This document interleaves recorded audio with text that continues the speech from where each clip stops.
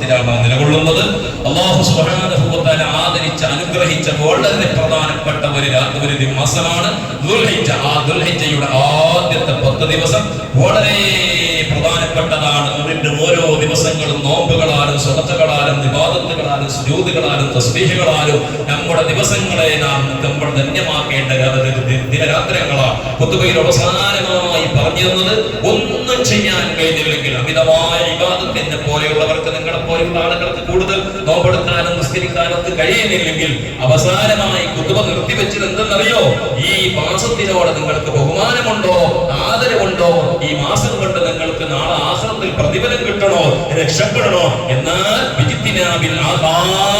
കുറ്റങ്ങളെ നിങ്ങൾ വഴി നിൽക്കുക, കുറ്റങ്ങളിൽ നിന്ന് വഴി നിൽക്കുക. അത് ഏറ്റവും വലിയ ഇബാദത്താണ്. ഒരു മനുഷ്യൻ ഒരുപാട് തെറ്റുകൾ ചെയ്യലോടുകൂടെ ഇബാദത്ത് ചെയ്യുന്നതിനേക്കാളും നല്ലത് കുറ്റബാദത്തൊന്നും ചെയ്യുന്നതിന് ഫർദ് മാത്രമേ നിർവഹിക്കുന്നുള്ളൂ.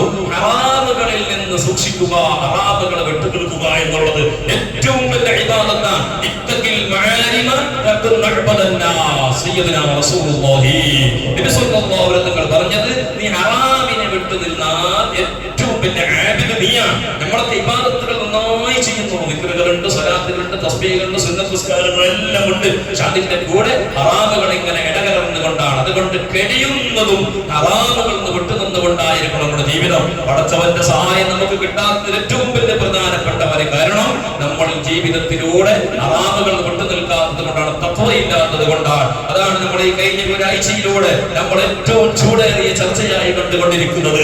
ഇസ്ലാമിന്റെ വിരോധികളായ ആളുകൾ ഇവിടെ അഴിഞ്ഞാട്ടം നടത്തിക്കൊണ്ടിരിക്കുകയാണ്. ഒരു കാലത്ത് യുപിയിൽ നിന്നും മറ്റു സംസ്ഥാനങ്ങളിൽ നിന്നും കേട്ട അതേ കഥകൾ നമ്മുടെ തൊട്ടടുത്ത നാടുകളിൽ നിന്ന്, തൊട്ടടുത്ത വീടുകളിൽ നിന്ന് കേൾക്കുന്ന ഒരു ദയനീയമായ അവസ്ഥ.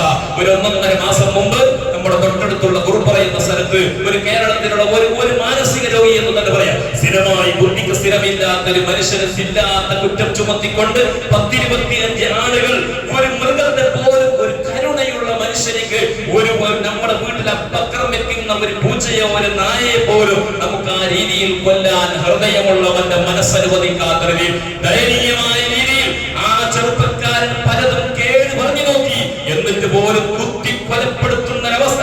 അതല്ല ഇവിടെ വിഷയം. അത്തരം അക്രമകാരികൾ ഇവിടെ വിലസുന്നത് അതല്ല ഇവിടെ വിഷയം. അത് നോക്കി നിന്നിട്ട് കണ്ടു നിന്നിട്ട് ഇവിടുത്തെ ഭരണാധികാരികളും ഇവിടെ ഉത്തരവാദിത്തപ്പെട്ട ആളുകളും ഇവിടെ മിണ്ടാതിരുന്നുകൊണ്ട് അവർക്ക് വളം വെച്ചു കൊടുക്കുന്ന ഒരു ദയനീയമായ അവസ്ഥ ഈ രാജ്യത്ത് നേരിട്ട് പോയാൽ എന്തായിരിക്കും ഇവിടെ അവസ്ഥ? വളരെ ഗൗരവത്തോടെ നമ്മൾ മനസ്സിലാക്കണം ചെറുപ്പക്കാരെ. അത് കഴിഞ്ഞിട്ട് മാസങ്ങളായിട്ടേ ഉള്ളൂ നമ്മുടെ തൊട്ടടുത്തുള്ള പ്രദേശത്ത് നിന്ന് കേട്ട വാർത്ത, ഒരു അബ്ദുൾ റഹീം എന്ന് പറയുന്ന ചെറുപ്പക്കാരൻ ഒരു മഹല്ല് കമ്മിറ്റിയുടെ സെക്രട്ടറിയായി വളരെ ദീനിയായ ചുറ്റുപാടിൽ ജീവിച്ച, നാട്ടുകാർക്കും വീട്ടുകാർക്കും വളരെ ഇഷ്ടപ്പെട്ടവനായി ജീവിച്ച ചെറുപ്പക്കാരൻ, അദ്ദേഹത്തിന്റെ കുടുംബക്കാരും നാട്ടുകാരും എല്ലാവരും പറയുന്നത് മുസ്ലിമീങ്ങൾക്ക് വരെ വളരെയേറെ എളുപ്പ ചെയ്യുന്ന, വളരെയേറെ സഹായിക്കുന്ന ഒരു ചെറുപ്പക്കാരനെ ഏത് രീതിയിലാണ് കൊലപ്പെടുത്തിയത്? മുമ്പിലൂടെ വന്നുകൊണ്ട് അവർ ഏറ്റുമുട്ടിക്കൊണ്ട് കൊലപ്പെടുത്തിയതല്ല. എന്തോ ഒരു ആവശ്യത്തിന് വേണ്ടി അവരുടെ പ്രദേശത്തേക്ക്, അവരുടെ വീടിന്റെ തൊട്ടടുത്തേക്ക് അവനെ വിളിപ്പിച്ചുകൊണ്ട്, വഞ്ചിച്ചുകൊണ്ട്, ചതിച്ചുകൊണ്ട് കൊല ചെയ്യുന്ന അവസ്ഥ. ഇതാണ് ലോകത്തിന്റെ ഏറ്റവും വലിയ പരാജയം. ഈ സമുദായത്തെ ഈ രീതിയിൽ തൊടാൻ, ഈ സമുദായത്തെ മുസ്ലിം ചെറുപ്പക്കാരന് ഒരു പേടിയുമില്ലാത്ത രീതിയിൽ ഇങ്ങനെ കൊല ചെയ്യാനും ആക്രമിക്കാനും നമ്മൾക്കെതിരെ ഉദ്രേകമായ രീതിയിൽ പല പ്രഭാഷണങ്ങളും നടത്താൻ എന്തേ ഈ സമുദായത്തിന്റെ മുമ്പിൽ അവർക്ക് ധൈര്യമുണ്ടായി എന്നുള്ളത് ചിന്തിക്കുമ്പോഴാണ് ഇവിടുത്തെ സംഘപരിവാറിനെയല്ല നമ്മൾ വിമർശിക്കേണ്ടത്. അവർക്ക് അവരായിരിക്കുന്ന കാര്യങ്ങൾ ചെയ്യുന്നു.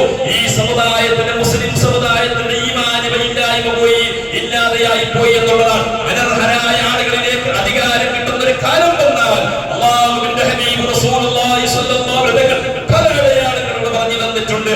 അർഹരല്ലാത്ത ആളുകൾ, ളാലിമീങ്ങളായ ആളുകൾ, ഈമാനില്ലാത്ത ആളുകൾ, ബോധമില്ലാത്ത ആളുകൾ, പടച്ചവനെ പേടിയില്ലാത്ത ആളുകൾ, കയ്യിൽ അധികാരം കിട്ടിയാൽ എന്തും ചെയ്യാം, എന്തും കാട്ടിക്കൂട്ടാം എന്ന രീതിയിലേക്ക് അവർക്ക് സ്വതന്ത്രമായി അധികാരം എന്ന് പറഞ്ഞാൽ അവർ കയ്യിൽ, പഴയ ഭാഷയിൽ പറയാറുള്ളത് പോലെ കൊരങ്ങന്റെ കയ്യിൽ കിട്ടിയ സ്വർണ്ണാല എന്ന പോലെ ഉപയോഗപ്പെടുത്തുന്ന അത്തരം ബോധമില്ലാത്ത ആളുകൾ ഏതെങ്കിലും നാട് ഭരിക്കുകയോ ഏതെങ്കിലും പ്രദേശം ഭരിക്കുകയോ ഏതെങ്കിലും രാജ്യം ഭരിക്കുകയോ ചെയ്യുന്ന ഒരു കാലഘട്ടം വന്നാൽ അല്ലാഹുവിന്റെ പ്രവാചകൻ മുഹമ്മദ്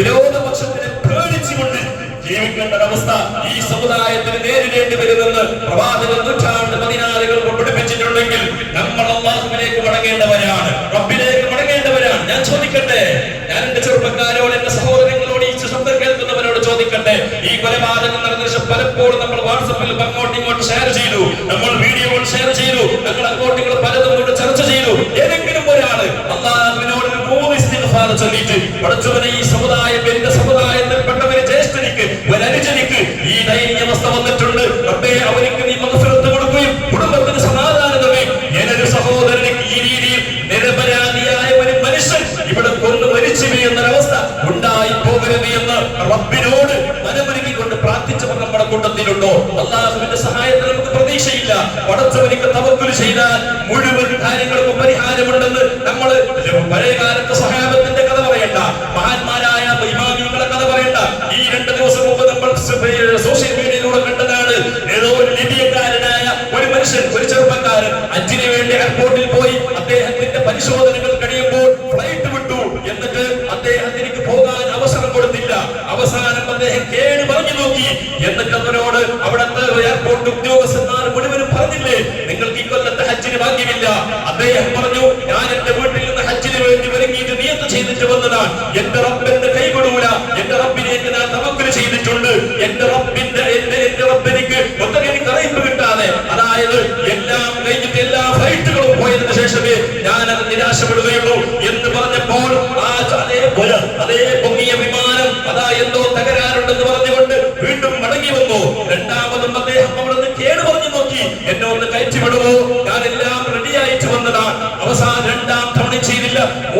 രണ്ടാമത്തെ തവണ ഫ്ലൈറ്റ് തകരാറുണ്ടെന്ന് പറഞ്ഞു. അവസാനം പൈലറ്റ് പറഞ്ഞത് ഫ്ലൈറ്റിന് ഒരു തകരാറുമില്ല, അവിടുത്തെ നിർദ്ദിഷ്ടരായിരിക്കുന്ന ആളുകൾ മുഴുവനും പറഞ്ഞ് തകരാറില്ല.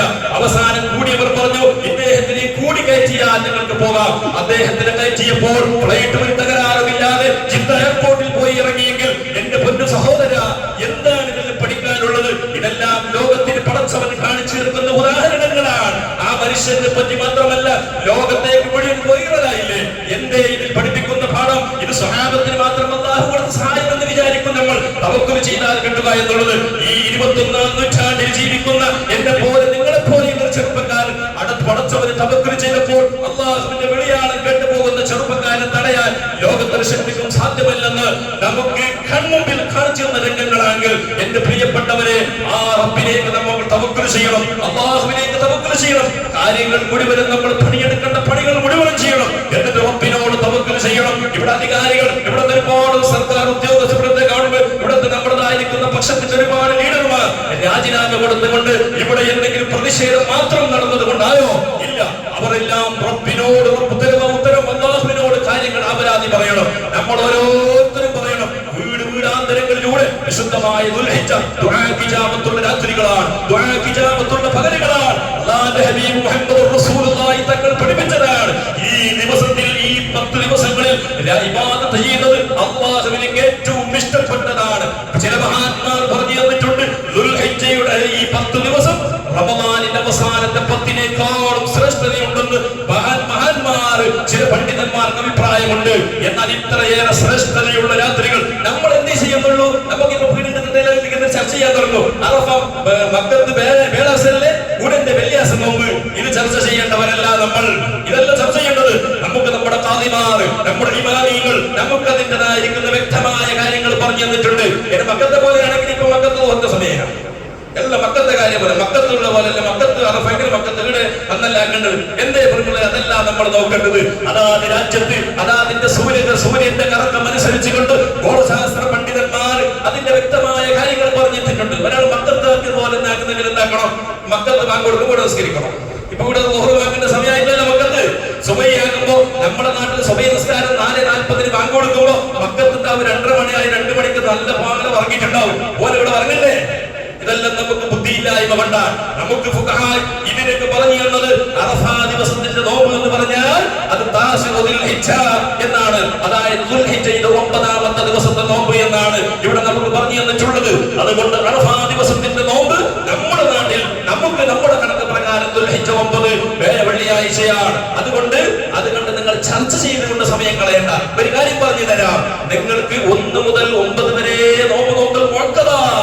അത് മാത്രമല്ല, ഒട്ടും 9 വളരെ പ്രധാനപ്പെട്ടതാ. അതുകൊണ്ട് അങ്ങനെ സംശയം ഉണ്ടെങ്കിൽ എന്ത് ചെയ്യും? വ്യാഴാഴ്ച നോക്ക്, വെള്ളിയാഴ്ച നോക്ക്, പ്രശ്നം പരിഹരിക്കാനുണ്ട്. അല്ലാതെ അതെങ്ങനെ മൈലാമാർ വേണ്ടി പോലാക്കുന്ന, കാദിമാർ അങ്ങനെ ആക്കുന്ന, ഓർക്ക് വേണ്ടി പോലാക്കുന്ന. ആരാ പറയുന്നത്? ജനാബത്ത് കളിക്കാൻ അറിയാത്തവൻ, വുദൂഇന്റെ ഫർള് കേട്ടാൻ അറിയാത്തവൻ, അവർക്ക് നിസ്കാരത്തിന്റെ ഇസ്ലാം കാര്യം അറിയില്ല.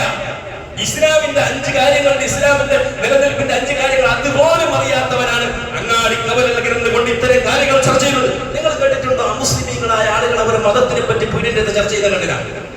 ഞാൻ കേട്ടില്ല, നിങ്ങൾ കേട്ടിട്ടോ? അവരുടെ മതത്തിന്റെ കാര്യങ്ങൾ പീഡിന്റെ ഹോട്ടലിൽ നിന്ന് ചായ കൊടുക്കുമ്പോൾ, കാപ്പി കുടിക്കുമ്പോൾ നമ്മള് സ്വാമി ശരിയില്ല, അല്ലെങ്കിൽ നമ്മുടെ ക്രിസ്ത്യാനികൾ നമ്മളെ ഫാദറിന്റെ പ്രശ്നമുണ്ട്, ഇതെല്ലാം ചർച്ച ചെയ്യുന്ന അവരല്ല. അവർക്ക് ഭദ്രമായ ഒരു സിസ്റ്റം പെട്ടിട്ടുണ്ട്. നമ്മുടെ സമുദായത്തിന്റെ അവസരത്തെ പള്ളി കമ്മിറ്റിനെ പറ്റി ചർച്ച ചെയ്യുന്നത് റോഡ് സൈഡിലൂടെ, പള്ളിയിലൂടെ ഉസ്താദിനെ പറ്റി ചർച്ച ചെയ്യുന്നത് റോഡ്സിലൂടെ, ഹോട്ടലിലൂടെ ചായ കുടിക്കുമ്പോൾ ഏതൊക്കെ അന്യ സമുദായത്തിന് ഈ രാജ്യത്തിന് ഇസ്ലാമിനെ തകർക്കാൻ വേണ്ടി നിൽക്കുന്ന ഏറ്റവും വലിയ തീവ്രവാദ ചിന്താഗതിയുള്ള അമുസ്ലിമീങ്ങൾ ഉണ്ടാവും. അവന്റെ മുമ്പിലേക്ക് പള്ളിന്റെ ഉള്ളിലുള്ള പ്രശ്നം, അവന്റെ ഉള്ളിൽ പള്ളിയിലുള്ള ഉസ്താദുമാരുടെ പ്രശ്നം, നമ്മുടെ ഉള്ളിലുള്ള സംഘടനാ പ്രശ്നം, ഇതെല്ലാം വെണ്ണീറ്റ് അങ്ങോട്ട് വിളമ്പി കൊടുക്കുന്നതായ ഈ സമുദായത്തിന്റെ വിവരമില്ലാത്തവരില്ലേ? ഈ വിവരമില്ലാത്ത ആളുകൾക്കാണ് നമ്മൾ ബുദ്ധിമുട്ടിപ്പിക്കേണ്ടത്. അത്തരം ആളുകളെ മഹല്ല് കമ്മിറ്റിക്കാരും നാട്ടുകാരും ഇരുന്നുകൊണ്ട് അവർക്ക് ബോധനം നൽകണം. അല്ലാതെ ഇവിടെ വെള്ളിയാഴ്ച ഉസ്താദ് വേദന ആരുണ്ടാവും? ആരുണ്ടാവും? എല്ലാ ദീനിയായ നിലക്ക് ചട്ടുവട്ടികയിൽ ജീവിക്കുന്ന കുറച്ച് ആൾക്കാരെ ഉണ്ടാവും. ഇത്തരം ആളുകൾ റോഡിലൂടെ ഇന്ന് പോലും ചിന്തിച്ചു, എന്താ ഈ സമുദായത്തിന്റെ അവസ്ഥ? സ്കൂളില്ല, ഗവൺമെന്റ് ലീവുകളാണ്, എന്നിട്ട് പോലും 1ാമത്തെ സലാം വിട്ട് പോയി എഴുന്നേറ്റ് പോകുന്ന ഈ സമുദായത്തിന്റെ ചെറുപ്പം എപ്പോഴും നന്നാകും? ആർക്കാണ് നമ്മൾ ആരെയാണ് നന്നാക്കേണ്ടത്? വയത് പറഞ്ഞവരോട് തന്നെ പറഞ്ഞിട്ട് കാര്യമുണ്ടോ? ഞാൻ കഴിഞ്ഞ ആഴ്ച സൂചിപ്പിച്ചില്ലേ, റോഡിലൂടെ ബൈക്കിലൂടെ വളരെ സ്പീഡിൽ പോകുന്ന ചെറുപ്പക്കാർ, ആൺകുട്ടികളും പെൺകുട്ടികളും മദ്രസയിലേക്ക് അടക്കം സ്കൂട്ടി എടുത്തിട്ട് വരുന്ന ഈ സമുദായത്തിന്റെ ചെറിയ മക്കൾ, ആരാ ഉത്തരവാദി?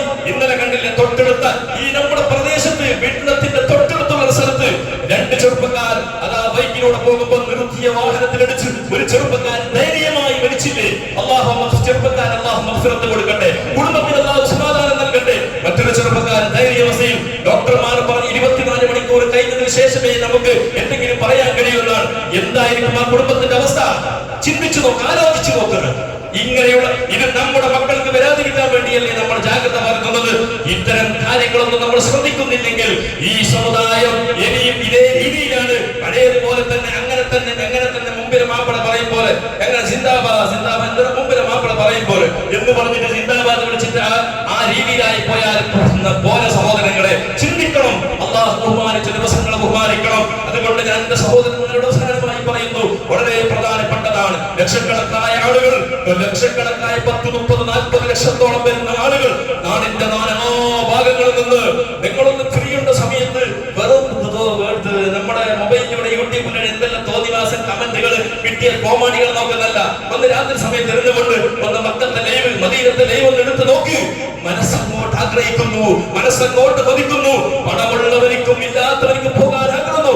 10, 30, 40 ലക്ഷത്തോളം വരുന്ന ആളുകൾ ഒരേ മന്ത്രധ്വനികൾ ഇട്ടുകൊണ്ട് ഒറ്റ വേഷത്തിലൂടെ ഒരു തുണിയും ഒരു മേത്തുണിയും കൊടുത്തുകൊണ്ട് കോടാനക്കോടി പൈസ ഉള്ളവരുണ്ട്, അധികാരം പറപ്പിക്കുന്നവരുണ്ട്. എല്ലാവരും ലബ്ബൈക അല്ലാഹുമ്മ ലബ്ബൈക ലബ്ബൈക ലാ ശരീക ലക ലബ്ബൈക ഇന്നൽ ഹംദ വൻ നിഅമത ലക വൽ മുൽക്. ഒരേ ലക്ഷ്യം, ഒരേ ഒരു ഉദ്ദേശം വെച്ചുകൊണ്ട് കോടാനക്കോടി ഉദ്ദേശങ്ങൾ വെച്ചുകൊണ്ട് ആ മന്ത്രധ്വനികൾ പറഞ്ഞുകൊണ്ട് വിശുദ്ധമായ കഅബ ശരീഫിലേക്ക് പോകുന്നു. അവിടെ എന്താ ചെയ്യുന്നത്? അവിടുത്തെ കർമ്മങ്ങൾ മഹാനായ സയ്യിദുനാ ഖലീലുല്ലാഹി ഇബ്രാഹിം നബി അലൈഹി സ്വലാത്തു വസ്സലാം 4000 കൊല്ലം മുമ്പ് സ്വന്തം മകനെ ഇറാഖിൽ നിന്ന് ഇന്നത്തെ കഅബ ശരീഫ് നിലകൊള്ളുന്ന മക്കത്തെ മരുഭൂമി, ഇന്നത്തെ പോലെ കഅബ മന്ദിരം അവിടെ ഉയർത്ത് കാണുന്നില്ല.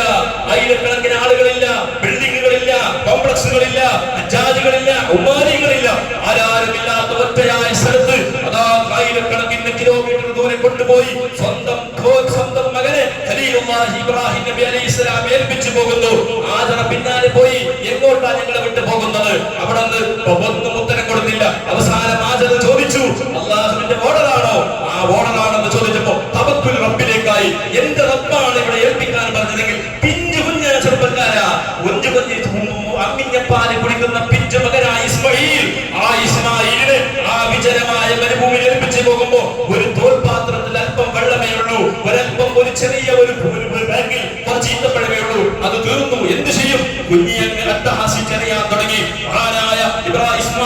ഇസ്ലാമിന്റെ ഉമ്മ ആദം സഫാ മർവയുടെ ഉള്ളിലൂടെ അങ്ങോട്ട് 7 പ്രാവശ്യം നടന്നു. അതാ 7ാമത്തെ പ്രാവശ്യം മർവയുടെ കുന്നിൽ പോയി അതാ നിൽക്കുമ്പോൾ അവിടുന്ന് ആ ബഹുമാനപ്പെട്ട മഹദിക്ക് ഒരു വിളിയാണ് കേട്ട്, നിൽക്ക് നിൽക്ക്, എന്റെ പരിശ്രമം അവസാനിപ്പിക്കാനായിരിക്കുന്നു, റബ്ബ് നിങ്ങൾക്ക് റിസൾട്ട് തന്നിരിക്കുന്നു. അങ്ങനെ തിരിഞ്ഞു നോക്കുമ്പോ സ്വന്തം മകനായ ഇസ്മായിൽ കിടക്കുന്ന സ്ഥലത്ത് അതാ ഒരു മലക്ക് നിൽക്കുന്നു. ആ മലക്ക് ചിറകിട്ടടിച്ച സ്ഥലത്ത് വിശുദ്ധമായ ജലം സംസം എന്ന് ബഹുമാനപ്പെട്ട നിമിത്തങ്ങൾ ഈ ഹദീസിൽ സംഭവ സ്വഹാബത്തിന് പറഞ്ഞു കൊടുക്കുമ്പോൾ എന്നിട്ട് നിമിത്തങ്ങൾ പറയുന്നത് ആദരനിക്ക് അല്ലാഹു റഹ്മത്ത് ചെയ്യട്ടെ, ആദരനാലും സംസം മതി എന്ന് പറഞ്ഞില്ലായിരുന്നെങ്കിൽ ആ നദി അറബ് ലോകത്ത് മുഴുവനും പുഴയായി ഒഴുകുമായിരുന്നു. ആ വെള്ളം ഇന്നും കോടാനുകോടി ലിറ്റർ ഇന്നത്തെ ഹജ്ജിന്റെ ഒരു ദിവസത്തിന്റെ വെള്ളങ്ങൾ കൂടി നോക്ക്. നമ്മുടെ നാട്ടില് ഒരു 10,000 50,000 ആൾ കൂടി സമ്മേളനം നടത്തിയാൽ ടാങ്കറിൽ വെള്ളം കൊണ്ടുവരണം. എന്തിന്? വെള്ളമില്ലാത്തതിന്റെ പേരിൽ. എന്നാൽ വിജനമായ മരുവിൽ കോടാനുകോടി ലിറ്റർ ഒരു ദിവസത്തിലൂടെ ഒരു ഹജ്ജിന് പോയവൻ ചുരുങ്ങിയത് ഒരു 5 ലിറ്റർ വെള്ളം ദിവസം കുടിക്കും. ഈമാനുള്ളവൻ കുടിക്കാതിരിക്കുക. അത്രയും വെള്ളം പിടിച്ചു തീർക്കുക. ഓരോ ഹാജിമാരും 5 ലിറ്റർ വീതം അവിടെ നിന്ന് ഗവൺമെന്റിന്റെ അനുമതിയോടുകൂടെ പാർസൽ ചെയ്ത് എയർപോർട്ടിൽ എത്തിച്ചു കൊടുക്കുന്നു. എന്നിട്ടോ അത് എത്രയോ ലഗേജിലൂടെ ബ്ലാക്കിലായി അതാ അവർ അറിയാതെ എത്രയോ വെള്ളം കൊള്ളുന്നു. ഇങ്ങനെ 10, 40, 50 ലക്ഷം വരുന്ന ഹാജിമാർ എത്രയോ വെള്ളങ്ങൾ കൊണ്ടുപോകുന്നു, കുടിച്ചു തീർക്കുന്നു. ഇന്നും ആ വെള്ളത്തിന് ക്ഷാമമില്ല. എന്റെ ബർക്കത്തുള്ള വെള്ളമാണ്, സംസം വെള്ളമാണ്. ആ വെള്ളം എന്ന് സയ്യിദനാ റസൂലുള്ളാഹി തങ്ങൾ പഠിപ്പിച്ച ആ വെള്ളം ജീവിതത്തിൽ പോയി കുടിക്കണം ആഗ്രഹമില്ലേ? ഇല്ലാത്തവനിക്ക് ഈമാനില്ലാത്തവനാണ് അത് ആഗ്രഹിക്കാത്തത്. ഒന്ന് പോയി കുടിക്കണം. ഹജ്ജിന് പോയി വരുന്നവർ കൊണ്ടുവരുന്നുണ്ട് ഒരു കുട്ടി വെള്ളം. എന്നാൽ മക്കൾക്ക് പോയാൽ മതിവരോളം കുടിക്കാം. നിന്റെ ദുനിയാവിന്റെ സമ്പത്ത് അതെല്ലാം താൽക്കാലികമാണ്. അതുകൊണ്ട് ഹജ്ജിന് പോകാത്തവരെ ഇത് കാണേണ്ടതാണ്. ബഹുമാനപ്പെട്ട ഇസ്മായിൽ നബി അലൈഹിസ്സലാമിന്റെ ആദരവുമ്മന്റെ ഏറ്റവും വലിയ ത്യാഗോജ്ജലമായ സംഭവങ്ങൾ ഇത് നമ്മുടെ ജീവിതത്തിൽ കാണണം, കേൾക്കണം. ഇപ്പോൾ തന്നെ നിയന്ത്രിക്ക് ഇൻഷാ അല്ലാഹ് പോകാത്തവർ അടുത്ത കൊല്ലം ഞാൻ ആയുസ്സോടുകൂടെ ബാക്കിയുണ്ടെങ്കിൽ എന്റെ ഭൂമി എന്റെ പറമ്പിൽ നിന്ന് ഒരു 5 സെന്റ് ഭൂമി വെച്ചിട്ടെങ്കിലും ഇൻഷാ അല്ലാഹ് എന്റെ റബ്ബിന്റെ ഭവനം കാണാൻ, എന്റെ ഹബീബിന്റെ ഇഷ്ടപ്പെട്ട റൗള ശരീഫ് കാണാൻ ഞാൻ പോകുമെന്ന നിയന്ത്രിക്ക്. എന്തെല്ലാം ത്യാഗങ്ങളാണ് ഇസ്മായിൽ അലൈഹിസ്സലാം അവസാനിപ്പിക്കുന്നു. ഇത് പറയാതിരിക്കാൻ വഴിയാത്തത് കൊണ്ടാണ് ഞാൻ പറയുന്നത്. ഈ മാസത്തിലല്ലേ നമ്മൾ സ്മരിക്കേണ്ടത് ഇസ്മായിൽ നബി അലൈഹിസ്സലാത്തു വസ്സലാമിന് 8 വയസ്സുള്ള അഭിപ്രായമുണ്ട്, 13 വയസ്സാകുന്ന അഭിപ്രായമുണ്ട്. മുഫസ്സിരീങ്ങളുടെ അഭിപ്രായ വ്യത്യാസമുള്ള വിഷയം, അത് വയസ്സല്ല നമുക്ക് വിഷയം. അങ്ങനെ 8ാമത്തെ വയസ്സിലാണെങ്കിൽ അങ്ങനെ, 13-ലാണെങ്കിൽ 13. സ്വന്തം മകനെ അർക്കാൻ അല്ലാഹു ഓർഡർ കൊടുത്തു. 8ാമത്തെ ദിവസം സ്വപ്ന ദർശനം ഉണ്ടായി. ഇബ്രാഹിം അലൈഹിസ്സലാം ചിന്തിച്ചു എന്തെങ്കിലും പേക്കിനാവുകളായിരിക്കും. അങ്ങനെ 3 ദിവസക്കാലം 9ാമത്തെ രാത്രി 10ാമത്തെ ദിവസം ഇത് കൊണ്ട് അതിനെ സ്വപ്നം കണ്ടപ്പോൾ സ്വന്തം മകനെ കൊണ്ടുപോയി അർക്കാൻ എവിടത്തേക്ക് മിനാ താഴ്വരയിലേക്ക് പോയി നോക്ക്. 8ാമത്തെ രാത്രി ഇന്നും മക്കയുടെ ഓരോ ഫ്ലാറ്റുകളിൽ താമസിക്കുന്ന നാടിന്റെ നാനാഭാഗത്തെ ഹജ്ജാജികൾ മുഴുവനും 8ാമത്തെ രാത്രി മിനാ താഴ്വരയിലേക്ക് പോകുന്നു. മിനായുടെ ആ തമ്പിലൂടെ കടന്ന് ഒരു ഖബറിൽ കിടക്കുന്ന അതേ പ്രതീതിയാണ്. തിരിയാനും പറയാൻ സ്ഥലമില്ല. ആര് ഇന്ന് 10,000, 5,000, 6,000 സ്ക്വയർ ഫീറ്റ് വീടുകളിൽ താമസിച്ച എയർ കണ്ടീഷൻ ഫിറ്റ് ചെയ്ത റൂമിൽ കിടന്ന ആജിമാർ, വലിയ വലിയ പണക്കാർ, രാജാക്കന്മാർ മുഴുവനും അവിടെ ആര് ഇന്ത്യന്റെ പ്രധാനമന്ത്രിയോ അല്ലെങ്കിൽ അമേരിക്കന്റെയോ അല്ലെങ്കിൽ മറ്റുള്ള ഏതെങ്കിലും രാജ്യത്തിന്റെ ആളുകളൊന്നും തിരിച്ചറിയില്ല. പാവപ്പെട്ട ഒരു മനുഷ്യനും എല്ലാവരും ഒരുപോലെ അതേ ആ മിനയിൽ കിടന്നിറങ്ങുകയാണ്. ആ മിനയിലേക്ക് പോകുന്നത് എന്തിന്? ബഹുമാനപ്പെട്ട ഇബ്രാഹിം നബി അലൈഹിസ്സലാമിന്റെ മകനെ അറുക്കാൻ കൊണ്ടുപോയി. ഇബ്ലീസ് വന്നിട്ട് വസ്വാസ് ഉണ്ടാക്കി. ആദർ ഞാൻ അവസാനിപ്പിക്കട്ടെ, ഇതൊക്കെ തവക്കുലിന്റെ കഥയാണ്. മുഅ്മിനീങ്ങളെ, തവക്കുൽ ചെയ്താൽ റബ്ബ് മുഴുവനും പരിഹാരം ഉണ്ടാക്കി തരും. ആദറിനോട് ഇബ്ലീസ് പോയിട്ട് പറഞ്ഞ് ഇത് മോനെ അറുക്കാൻ വേണ്ടി കൊണ്ടുപോയതാണ്. ചോദിച്ചു എന്റെ ഭർത്താവ് ഇബ്രാഹിം അറുക്കോ? എന്റെ മകനിക്ക് ഇസ്മായിലിനോട് ഭയങ്കര തിരിച്ചാണ്, അറക്കൂല. പറഞ്ഞ അല്ലാഹു അദ്ദേഹത്തിന്റെ റബ്ബ് അവർക്ക് ഓർഡർ കൊടുത്തിട്ടുണ്ട്. റബ്ബ് കൊടുത്ത റബ്ബ് തന്നതല്ലേ മകൻ, അതുകൊണ്ട് എനിക്ക് പരാതിയില്ല. ഇബ്രാഹിം മോന്റെ അടുത്തേക്ക് പോയി മോനോട് പറഞ്ഞ് നിന്നെ കൊല്ലാനാണ് ഉപ്പ കൊണ്ടുപോകുന്നത്. എന്തിന്? അള്ളാന്റെ ഓർഡർ ആണെങ്കിൽ കൊല്ലുന്നതിന് സങ്കടമില്ല. അങ്ങനെ ഇബ്രാഹിമിനെ നോക്കി അങ്ങനെ ഇബ്ലീസ് വസ്വാസ് ഉണ്ടാക്കിയപ്പോൾ അതാ അവിടുന്ന് 3 ചമ്പ്രകളിൽ കല്ലെറിയണം. 7 കല്ലെടുത്തുകൊണ്ട് ഇബ്ലീസ് നിറഞ്ഞു. അങ്ങനെ 3 സ്ഥലത്ത് കല്ലെറിഞ്ഞു. ഇന്നും ലോകത്തിന്റെ നാനാഭാഗങ്ങളിൽ വന്ന സകല ആളുകളും, ഇവിടുത്തെ സലഫികളാണെങ്കിലും ഇവിടുത്തെ പിത്തനാശയക്കാരാണെങ്കിലും എല്ലാവരും ഹജ്ജിന്റെ നിർബന്ധമായ ഫർദായിക്കൊണ്ട് അവിടെ നിന്ന് ചെയ്യുകയാണ്. കല്ലേറ് അവിടെ ഇബ്രാഹിം നബി ചെയ്തതല്ലേ ഞങ്ങൾ ചെയ്യുന്നത്? അല്ല പറഞ്ഞിട്ടുണ്ടായിരുന്നത് അത് ഇബ്രാഹിം നബി ശൈത്താൻ എറിഞ്ഞല്ലേ എന്ന് പറയുന്നവർക്കൊന്നും ഈമാൻ ഉണ്ടാവില്ല. പല്ലിനെ കൊല്ലണം എന്ന് ഹദീസ് ഉണ്ട് ബുഖാരിയിൽ. പല്ലിനെ കൊല്ലണോ? കണ്ടില്ലേ? പല്ലിനെ കൊല്ലണം. എന്തേ കാരണം? ഇബ്രാഹിം നബി അലൈഹി സ്വലാത്തു വസ്സലാമിന്റെ തീന് ഊതിയത്, തീക്ക് പവർ കൂട്ടാൻ വേണ്ടി ഊതിയതാണ് പല്ലിനെ കൊല്ലാൻ കാരണം. ഈ കാലത്തുള്ള നമ്മുടെ നാട്ടിലെ പല്ലിനെ പോയി ഇബ്രാഹിം നബിന്റെ തീവ്രം പോയിട്ടുണ്ടോ? ഏതോ സന്തോഷമായ പാരമ്പര്യത്തിൽ വന്നതാ. അപ്പൊ അത് അതിനെ വെച്ചുകൊണ്ട് ഇന്നത്തെ ചില ബുദ്ധരാശിക്കാരൊക്കെ പറയുന്നത് അത് ഹദീസ് ദുർബലമാണ്. ഇതൊക്കെ പറയുന്നത് ഈമാൻ ഇല്ലാത്തത് കൊണ്ടാണ്. അതുകൊണ്ട് പൊന്നാര രക്ഷിതാക്കളെ, ഇത്തരം ആളുകളെ വാക്കുകളൊന്നും കേൾക്കണ്ട. തവക്കുൽ ചെയ്തുകൊണ്ട് മഹാന്മാരുടെ സീറകൾ അവസരം കിട്ടിയാൽ അടുത്ത വെള്ളിയാഴ്ച നമുക്ക് പറയാം. ദുൽഹിജ്ജയുടെ 9ാമത്തെ ദിവസത്തിന്റെ നോമ്പ്, അതായത് വെള്ളിയാഴ്ചയാണ്. അതുപോലെ തന്നെ 8ാമത്തെ ദിവസം കൂടി നോമ്പ് നോക്കുക. കഴിയുന്നവർ ബാക്കിയുള്ള ദിവസങ്ങളൊക്കെ നോക്കുക. കഴിയുന്നതും ഹറാമുകൾ വിട്ടുനിന്നുകൊണ്ട് നല്ലവരായി സാഹോദര്യത്തോടെ സ്നേഹത്തിലും സൗഹൃദത്തിലുമായി നല്ല നിലക്ക് ജീവിച്ച് മരിക്കാനുള്ള ശ്രമം നടത്തണമെന്ന് എന്റെ നഫ്സിനോട് നിങ്ങളോട് ഓർമ്മപ്പെടുത്തി 2 വാക്കുകൾ ഞാൻ അവസാനിപ്പിക്കുന്നു. അർഹമറാഹിമനായ മാലിക്കും ഗുരുവായ റബ്ബ് സുബ്ഹാനഹു വ തആല പറഞ്ഞതും കേട്ടതും നീ കബൂലാക്കണം റഹ്മാനെ, സ്വീകരിക്കണം റഹ്മാനെ. തക്കതായ പ്രതിഫലം നൽകണേ റഹ്മാനെ. അല്ലാഹു ഞങ്ങളുടെ എല്ലാ വിഷമങ്ങളും പ്രയാസങ്ങളും നീ തീർത്തു തരണം റഹ്മാനെ. നിന്റെ ദീനിന് വേണ്ടി മരിക്കുന്നതുവരെ സത്യം മനസ്സിലാക്കി സത്യത്തിന്റെ കൂടെ നിന്നുകൊണ്ട് റബ്ബേ ആരെയും ഒന്നിനെയും പേടിക്കാതെ റബ്ബേ നിന്റെ മാത്രം പെടുന്നുകൊണ്ട് നിന്റെ വജഹ് മാത്രം ഉദ്ദേശിച്ചുകൊണ്ട് എവിടെയായാലും ഏത് രാജ്യത്തെ ഏത് നാട്ടിലായാലും റബ്ബേ നിന്റെ ദീനിന് വേണ്ടി ആത്മാർത്ഥമായി സേവനം ചെയ്യാൻ തൗഫീഖും അതിനുവേണ്ട ഹിമ്മത്തും കരുത്തും അതിനുവേണ്ട തൗഫീഖും നീ നൽകണം റഹ്മാനെ. അതിനുവേണ്ട ശബ്ദഭംഗിയും അതിനുവേണ്ട ഊർജ്ജവും എല്ലാം നീ നിലനിർത്തി തരണം റഹ്മാനെ. അഹ്ലു സുന്നത്തി വൽ ജമാഅത്തിന് വേണ്ടി സത്യത്തിന് വേണ്ടി ശ്രദ്ധിക്കാനുള്ള തൗഫീഖ് ഞങ്ങൾക്കും ഞങ്ങളുടെ ഉലമാഇനും നീ നൽകണം റഹ്മാനെ. അർഹമറാഹിമനായ രാജസയ്യിദായ റബ്ബേ കൂടിയിരിക്കുന്ന ഓരോരുത്തരുടെ ഹലാലായ ഉദ്ദേശങ്ങളും നീ ആശീർവദിക്കണം റഹ്മാനെ. എല്ലാവരുടെയും കച്ചവട ജോലികൾ ബർക്കത്ത് നൽകണം അല്ലാഹ്. നിഅമത്തും ഐശ്വര്യം ഏറ്റി കൊടുക്കണേ അല്ലാഹ്. വിഷമങ്ങൾ പ്രയാസങ്ങൾ തീർത്തു കൊടുക്കണേ അല്ലാഹ്. പെട്ടെന്നുള്ള മരണങ്ങളെ തൊട്ട് കാക്കണേ റഹ്മാനെ.